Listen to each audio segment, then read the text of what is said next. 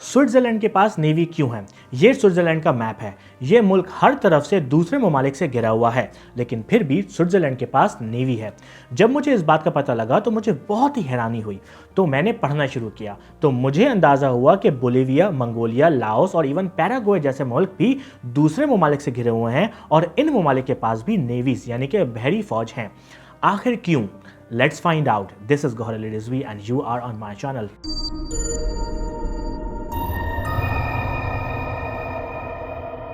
वो ममालिक जिनके हर तरफ दूसरे ममालिक होते हैं और कोई बहर नहीं होता, आई मीन ओशियन नहीं होता, उनको लैंड लॉक्ड कंट्रीज यानी ज़मीन से घिरे हुए ममालिक कहते हैं।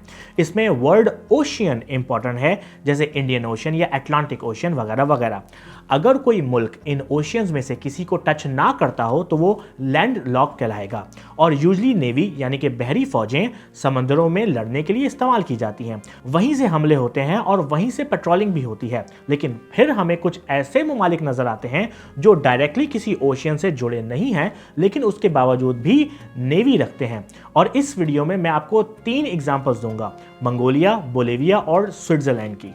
हम शुरुआत करेंगे मंगोलिया से, जिसका मैप आप देख सकते हैं। लेकिन मंगोलिया ऐसा बिल्कुल भी नहीं था। तकरीबन 700 साल पहले मंगोलिया बहुत बड़ा था और दुनिया की सबसे बड़ी बहरी अफवाज शायद मंगोलिया के पास ही थी। यही नहीं, मंगोलिया का एम्पायर इतना बड़ा था कि तकरीबन पूरा चाइना, आधा रशिया, पूरा अफगानिस्तान, ईरान वगैरह सब मंगोलिया का ही हिस्सा थे।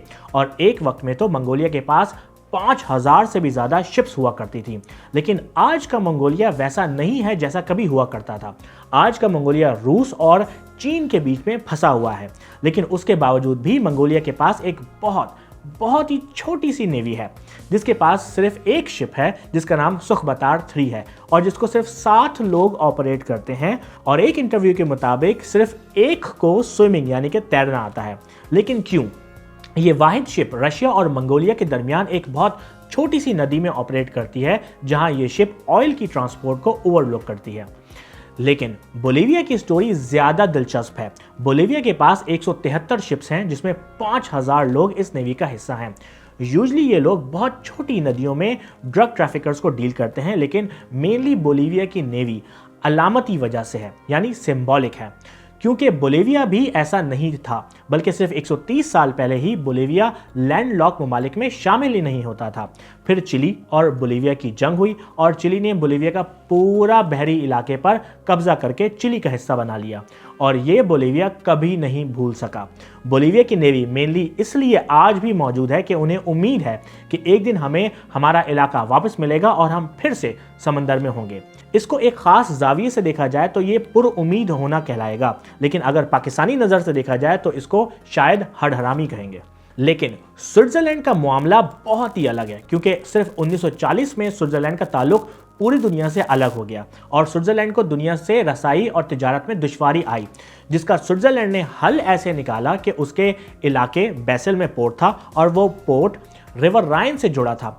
रिवर राइन एक बहुत ही पतला सा दरिया है जो कि सीधा नीदरलैंड्स निकलता है, जहां से स्विट्जरलैंड अपनी तिजारत को फरोग दे सकता था। और स्विट्जरलैंड ने ऐसा ही किया। उसकी नेवी, जो मेनली आर्मी का हिस्सा है, ने इस इलाके को पेट्रोल करना शुरू किया ताकि तिजारत में आसानी हो और स्विट्जरलैंड ने इस तरह नीदरलैंड्स के थ्रू पूरी दुनिया से कनेक्ट हो गया।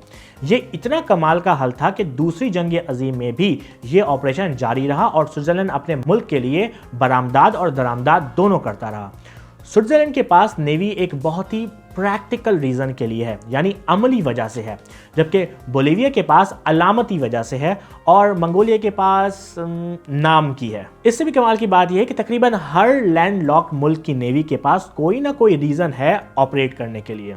And that's it. होप कि आपको मेरी वीडियो पसंद आई हो। लेट मी नो कि आपको मेरी वीडियो कैसी लगी। अगर आप मेरी पर्सनल लाइफ को फॉलो करना चाहते हैं तो मुझे इंस्टाग्राम पर फॉलो करें gauhar.rizvi।